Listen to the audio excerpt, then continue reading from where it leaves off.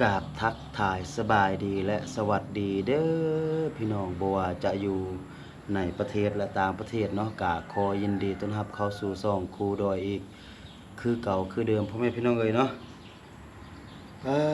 ทุกพ่อแม่พี่น้องเอ้ยเนาะกะมื้อนี้บ่ได้ไปไสพ่อแม่พี่น้องเนื่องจากว่าฝนตก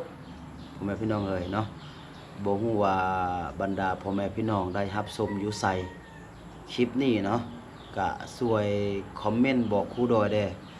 ว่าอยู่ทางนั่นบนที่ว่าพ่อแม่พี่น้องได้อยู่เนาะว่าสภาพอากาศเป็นแนวใดแต่ว่าบนครูดอยอยู่เนาะก็คืออยู่ฝั่งลาวอยู่ที่บ้านของครูดอยนั่นแหละพ่อแม่พี่น้องเนาะก็ฝนตกมาโอ้โหได้หลายมือเติบพ่อแม่พี่น้องเอ้ยเนาะคือตกทุกมือเลย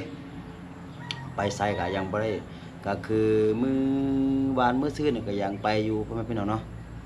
เพราะว่ามันตกส่วนหลายมันตกตอนกลางคืนแต่ว่ามื้อนี้ก็คือมันตกตอนเช้าเลยพ่อแม่พี่น้องเนาะก็คือตื่นมาก็คือ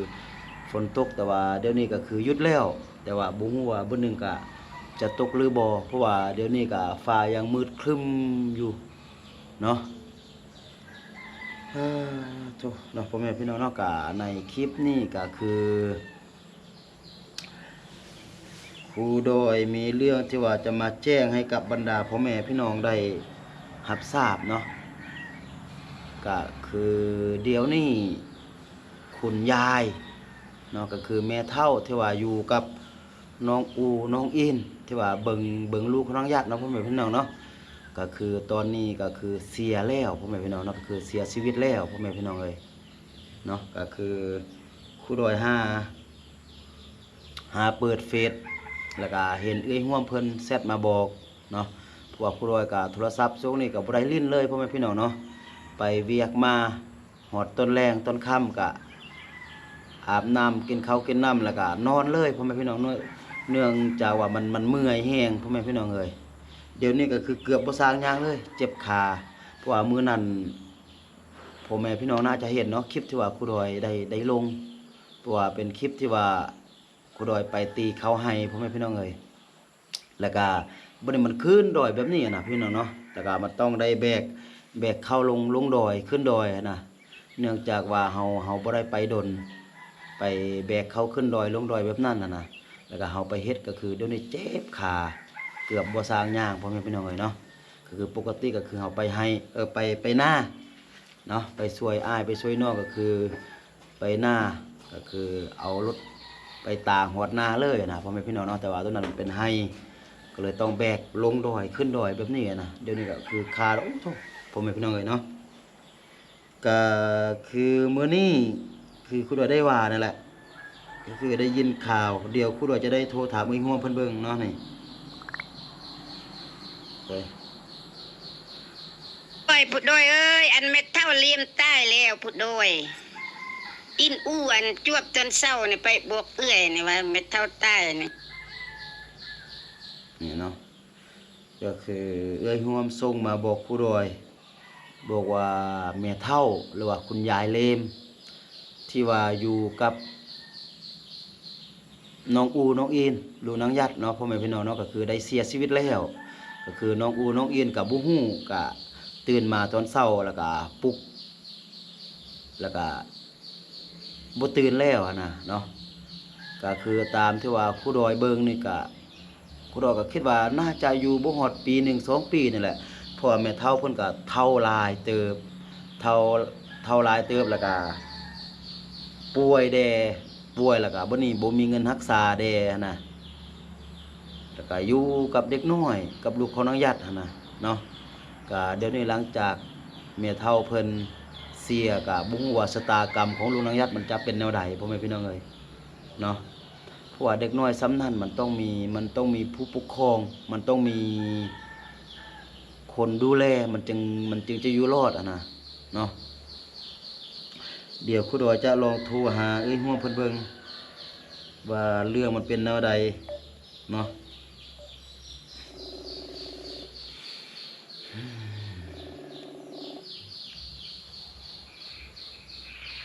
ฮัลโหลฮัลโหลมือฮัลโหลฮัลโหล เอ้ยห่วมอ่ะ ฮัลโหลแม่นเม็ดเท่าใต้นี่เม็ดเท่า จะอยู่ไสเดี๋ยวนี้ เม็ดเท่าอินกับใต้เอาอยู่เฮือนอันคนใต้นี่แหละ อื อยู่ ม เฮือนอินกับ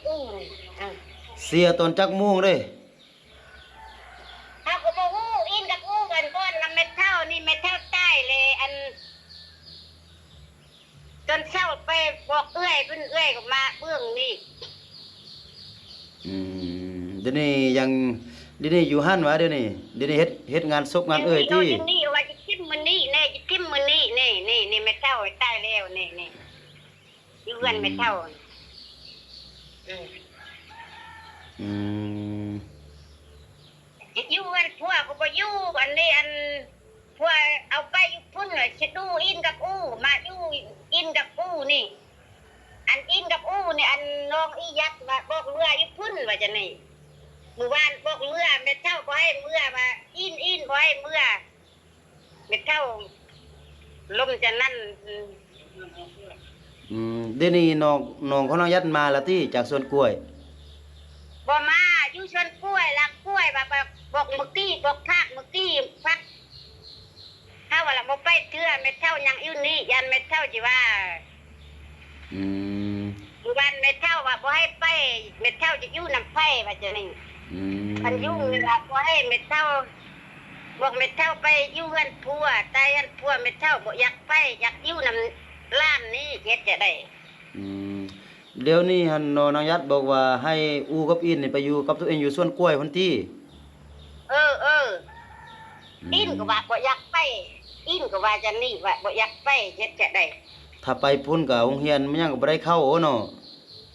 บ่ได้เข้าว่าจะอยู่นำเอื้อยนี่เอื้อยว่ายันอยู่ยันสิเว้าแนวนี้แนวนั้น ก็ถ้ามัน อยากอยู่นำเอื้อยนี่ถ้ามันจำเป็นก็ไปก็จะได้ไปได้อีห่วม เพราะว่าถ้าอยู่นํเจ้า ไป ถ้าอยู่นํเจ้าก็เลี้ยงบ่รอดแล้วติน้องฮัดน้องอายมันยังก็อยู่หั่นลูกเจ้าตื่น บ่รอดแล้วก็มีลูกไล่ไปก็ไปมื้ออื่นเอามือเฮือยไปแล้วมื้ออื่นอันสิแล้วเวียกแม่เต้านี่ เพราะว่า ไปนี่เพราะว่าเฮาก็จะเลี้ยงตลอดมันก็บ่ได้หั่นน่ะ บ่ได้เลยก็มีแต่ปล่อยไปตามเวียนตามกันเท่านั้นแหละเพราะว่าแม่เราเฮาทิ่มนั่นดูเฮาเลี้ยงตลอดมันก็บ่ได้แหละเพราะว่าเฮาก็บ่มีเงินที่ว่าจะเลี้ยงตลอดอันน่ะเพราะว่าผู้ใหญ่ ย้ายไปมื้อ เพราะว่าผู้ใหญ่ใจบุญเพิ่นก็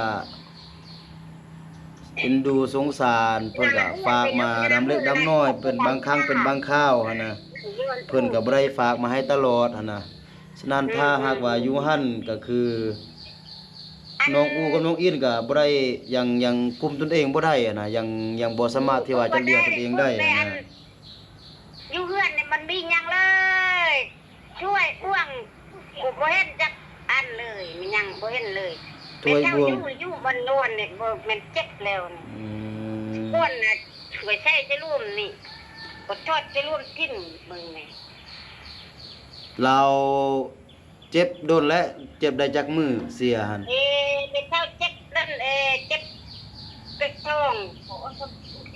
องไปนะอย่างนี้ว่าเป็นแค่นี่อะไรที่ละโลดนั้นน้องรู้เดี๋ยวน้ำมันจะไปกินมื้อนี้ได้กินว่าได้จนกลางคืนว่าเลยนอนนี่ช่องคนนอนเดียวเนี่ยพอจะดูหูหยัง เสียตอนมื้อคืนพุ่นเสียแต่มื้อคืนพุ่นแต่ว่าบ่ฮู้จะเฮ็ดแนวใด เลยนอนอยู่นี่นอนนำไม่เท่านี่ก็ว่าอันแรกก็อูกับน้องอินบอกว่าแม่เฒ่าเสียแต่มื้อคืนพุ่นแล้วก็บ่ฮู้ว่าจะเฮ็ดแนวใดเลย นอนเฝ้า ค่อยปอกจนเช้าบ่เข้าจนเช้า อืม ปากพุดมือมึงไม่แช่แต่พุดมือไอ้ปันนับเรียวเอียดแน่งลือเรียวบ่ต้องกัน โดยสันมือหนึ่งสองมือนี่ดูเฮ็ดจะได้มือหนึ่งสองมือนี่สิเฮ็ดจะได้ว่าหลังจากเอาแม่เฒ่าเพิ่นไปทิ่มแล้วก็มือหนึ่งสองมือดูอูกับอินจะนอนอยู่เฮือนหันหรือว่าจะไปอยู่กับเอ้ยโยมก่อน อันมือนี่อันขึ้นนี่อันปะเท่านี่จะนอนปะเท่านี่จะนอนน้ำมืออื่นก็แล้วแม่เท่านี่ช่องคนนี่จะไปชวนกล้วย โดยจะต้องเอ็นจะไปโอ้มาไปมันอยู่นี่มาจิย่านเนาะใช่ แม่เนาะแม่นโอ้เฮือนกับ อันนี้ไป โปรดเพลงหมดแล้วนี่ ซื้อขนมกินอยู่ใส่หมูเมืองไม่เท่า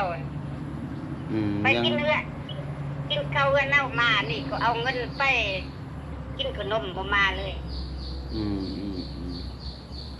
โอเคแต่มันดักกู ฉันก็สำนี้เด้อไอ้ม่อมเด้อ โดยเสียใจนำก็ได้ก็แม่เฒ่าเพิ่นก็เฒ่าแก่หลายแล้วเพิ่นก็ตามน้องน้องก็เบิ่งแล้วนะน้องก็เบิ่งว่ามื้อนั้นโอ้ยวางสายแล้วพ่อแม่พี่น้องเฮ้ย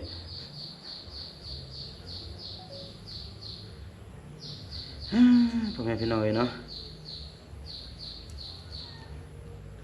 ก็ตามที่ว่าครูร้อยเบิ่งก็คิดว่าน่าจะบ่รอดก็คือย่างก็เกือบบ่ได้แล้วนะเฉพาะแม่เฒ่านะพ่อแม่พี่น้องเอ้ยแล้วก็บัดนี้ก็อยู่กับน้องอูน้องอินตื่มแล้วก็ด้วยที่ว่าเพิ่นเฒ่าแก่หลายแล้วพ่อแม่พี่น้องเอ้ยเนาะตามที่ว่าเอ้ยร่วมเพิ่นว่าก็คือแม่เฒ่านี่เสียตั้งแต่มื้อคืนเนาะเสียตั้งแต่มื้อคืนแต่ว่าน้องอูน้องอินนี่บ่ฮู้ว่าเช็ดแนวใดเสียตั้งแต่เมื่อคืนแล้วก็น้องอูน้องอินก็นอนเฝ้าอยู่หั่นบ่ฮู้ว่าเช็ดแนวใดด้วยความที่ว่ายังน้อยบ่ฮู้ความเทื่อหั่นน่ะพ่อแม่พี่น้องเนาะก็เลยนอนเฝ้าจนว่าแจ้งเนาะตื่นมาตอนเช้าแล้วจึงแล่นไปบอกเอ้ยร่วมบอกว่าแม่เฒ่าเสียแล้วหั่นน่ะเนาะเอ้ยร่วมเสร็จบอกมันติว อันเงินอันจะช่วยไม่เท่าเดเส้น2 เส้นบ่มีอ่ะคันจะช่วยเอามือเอ้ยมีอันมือ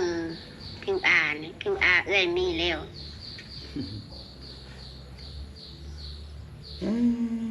พี่น้องเนาะ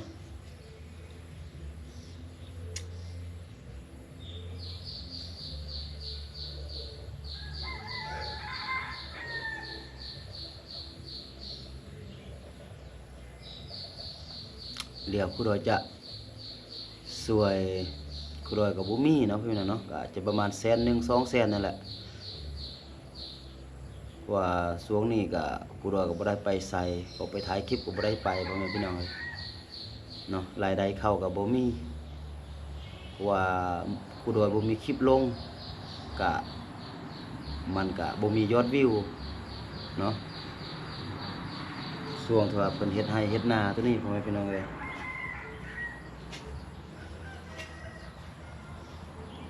รายได้แต่ละเดือนก็โอ้พ่อแม่พี่น้องเนาะเกือบเท่าศูนย์เพราะว่าคือพ่อแม่พี่น้องได้ฮู้นั่นแหละก็คือวิวของเฮามันแต่ละเดือนมันบ่ดีพ่อแม่พี่น้องเอ้ยเนาะมันบ่มีคนเบิ่งฉะนั้นรายได้ให้เฮาก็เลยมันได้น้อยพ่อแม่พี่น้องเนาะแต่ว่าตัวที่ว่าเฮาเฮ็ดก็คือเฮามักในการไปช่วยเหลือคนเนาะเฮาจะเบิ่งแต่ยอดวิวเบิ่งแต่อันนั้นก็ถ้าเบิ่งแต่ยอดวิวเบิ่งแต่อันนั้นก็คือมันไปบ่รอดพ่อแม่พี่น้องเอ้ยเนาะแต่ว่าเฮาเฮ็ดเฮาช่วยไปช่วยเหลือสังคมเพราะว่าใจล้วนๆพ่อแม่พี่น้องเอ้ยใจเฮามักเนาะ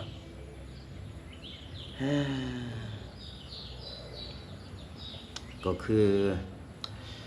หลังจากแม่เฒ่าเสียเดี๋ยวนี้นะก็คือน้องนางยัด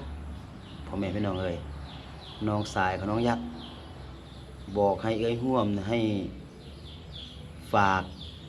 น้องอูน้องอินนี่ไปอยู่ที่สวนกล้วยอยู่กับตนเองอยู่ที่สวนกล้วยพุ่นว่าตอนนี้น้องสายของน้องยัดอยู่ที่สวนกล้วยยังบ่มาเทื่อนะพ่อแม่พี่น้องเอ้ยเนาะเพราะว่าหลังจากแม่เฒ่าเสียก็คือมันจะบ่มีคนเบิ่งจะบ่มีคนแย่งแล้วนะพ่อแม่พี่น้องเอ้ยเนาะจะให้เด็กน้อย2 คนอยู่นำกันตามลำพังมันก็บ่ได้พ่อแม่พี่น้องเพราะว่าเด็กน้อยเพิ่นยังน้อยโพดพ่อแม่พี่น้องเอ้ยเนาะก็คือยังบ่สามารถที่ว่าจะแต่งครบแต่งกินบ่สามารถที่ว่าจะเลี้ยงดูตนเองได้นะ เพราะว่าเด็กน้อยสำนั้นมันต้องมีผู้ปกครองเนาะแล้วก็น้องสายนางยัดบอกว่าให้เอ้ยห่วมนี่ฝากขับรถให้น้องอูน้องอีดนี่ไปอยู่กับตนเองอยู่ที่สวนกล้วยพุ่นเนาะถ้าหากว่าไปอยู่พุ่นกะเรื่องเขาคงทำคงเฮียนนี่กะน่าจะบ่ได้เข้าเนาะครูดอยกะบ่ฮู้ว่าตอนนี้นางยัดฮู้ข่าว หรือว่ายังบ่ทันฮู้เทื่อตัวที่ว่าแม่เฒ่าเพิ่นเสียนี่เนาะก็ปล่อยไปตามเวรตามกรรมพ่อแม่พี่น้องเอ้ยเนาะเพราะว่าถ้าหากว่าเฮาบ่ให้ไปก็คือถ้าหากว่าอยู่หั่นเนาะเด็กน้อย2คนมันก็ลำบากบ่มีคนเบิ่งบ่มีคนแย่งและในเรื่องอาหารการกินข้าวสกข้าวสารมันยังมันก็บ่มีอะนะพ่อแม่พี่น้องเอ้ยเนาะเฮาก็บ่ได้เข้าไปตลอดเนาะก็คือโดนๆเฮาจึงเข้าไปเทื่อหนึงอะนะถ้าหากว่ามีงบจากผู้ใหญ่ใจบุญเพิ่นดูตนสงสารเพิ่นก็ฝากมาเล็กๆน้อยๆนะพ่อแม่พี่น้องเอ้ยเนาะเฮาจึงสามารถก็คือซื้อ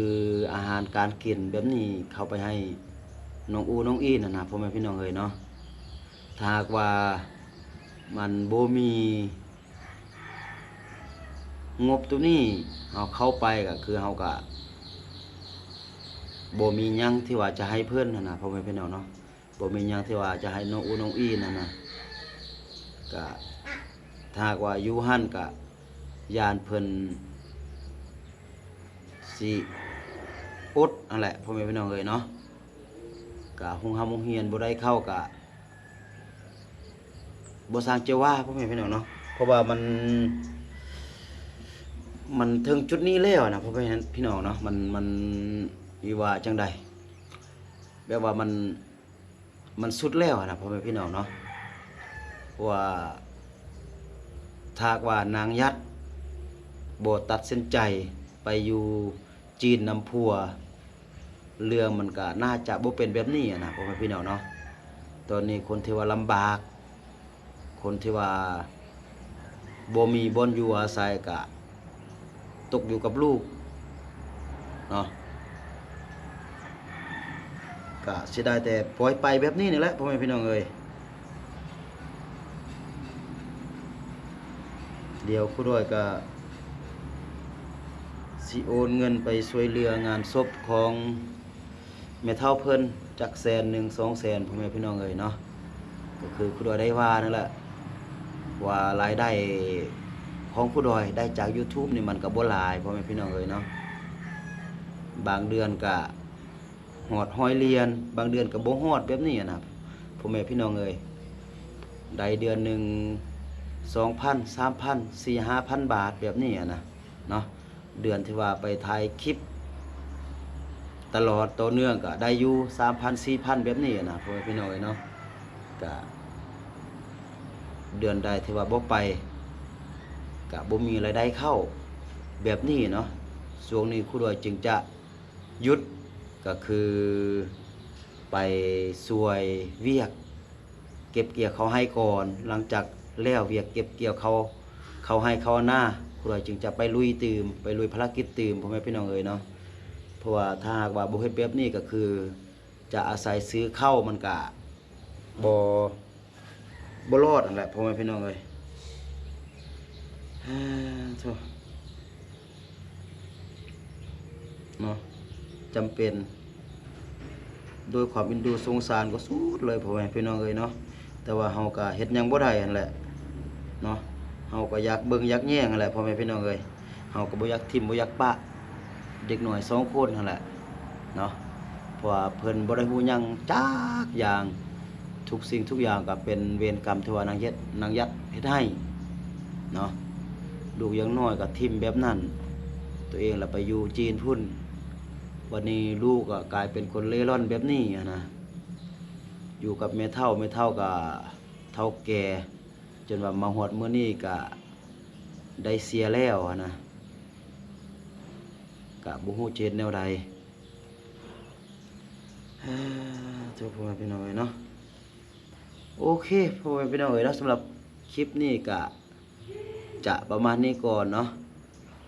ก็ขอให้แม่เฒ่าเพิ่นไปสู่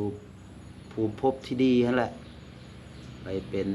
นางฟ้าอยู่สวรรค์พุ่นเนาะก็เฮ็ดหยังบ่ได้ก็มีแต่เสียใจนำเนาะว่าครูดอยไปพุ่นกับมันไกลพ่อแม่พี่น้องเอ้ยเนาะแล้วก็ฝนมันก็ตกนี่เดี๋ยวครูดอยจะให้พ่อแม่พี่น้องได้เบิ่งสภาพฟ้าอากาศเนาะนี่มืดครึ้มพ่อแม่พี่น้องเอ้ยนี่บ่เห็นแสงตะเวนเลยพ่อแม่พี่น้องเอ้ยบ่เห็นอันตะเวนเลยบ่ฮู้ว่ามันยังจะตกหรือบ่